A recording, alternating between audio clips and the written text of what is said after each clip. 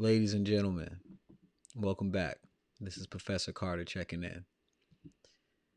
I want to share with you some information that I've recently come across.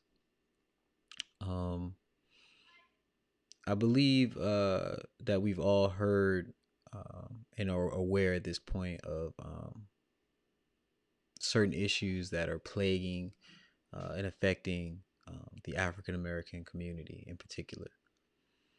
And right now, as we see nationwide protests and marches, and we're living in a really great time of awareness. I believe that the world now is taking notice of certain things, certain systemic issues.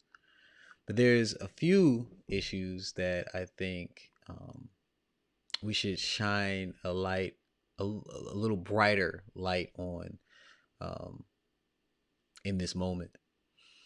One of the things I want to talk to you about, and this actually hits home to me because this particular issue is one that I have lived. And this issue is fatherless homes in the black community. Before y'all jump in the comments and get angry and say, oh, he sounds like a coon, or now he's talking about, let me guess, black on black crime is next. I want to share with you a couple of pieces of information, some statistics. A fatherless household, the product of a of a fatherless household, according to the Census Bureau, um, these are their findings of products of fatherless homes. When it comes to poverty, they are four times greater to be at risk of living in poverty. Teen pregnancy is seven times more likely. Uh, Behavioral problems, uh, they're more likely to have emotional and behavioral issues. They're two times greater, there's a two times greater risk of infant mortality. And of course, the biggest, in my opinion, is they are more likely, the product of a fatherless home is more likely to go to prison. They're two times more likely to suffer from obesity, and they're more likely to use uh, and abuse substance and alcohol. So, after hearing those stats, some people might say, "Well, that's that's not my situation. I'm the product of a single parent household. I came out just fine." Or you might think of examples of friends and family members that you might have that um, grew up in a single parent household and made it just fine. I myself made it just fine.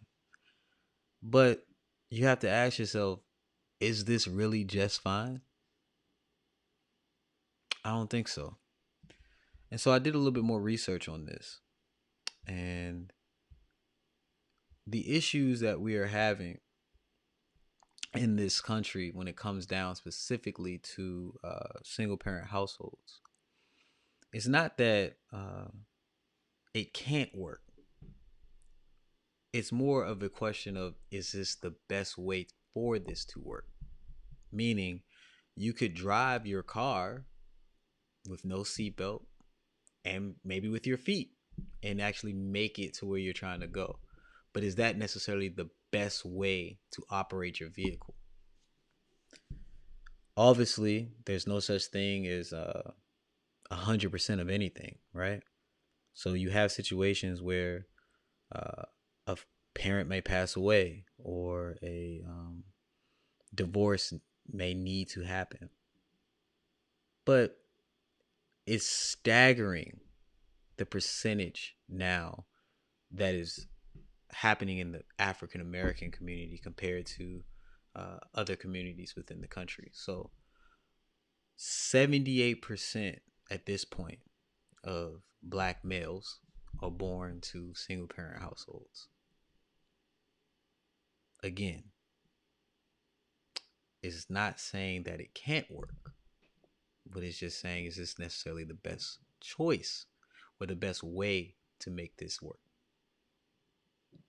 I'll end this video by saluting all of the single parents, whether they're male or female, who are stepping up for whatever reason, and raising their children. I salute you. But I want those who have not had children yet and those who have children to really think,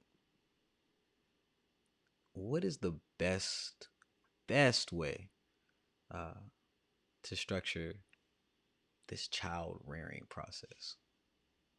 Given the information that I went over, I would say that maybe there is a better way. But that's for you to decide. Keep the discussion going. I'm Professor Carter, signing out.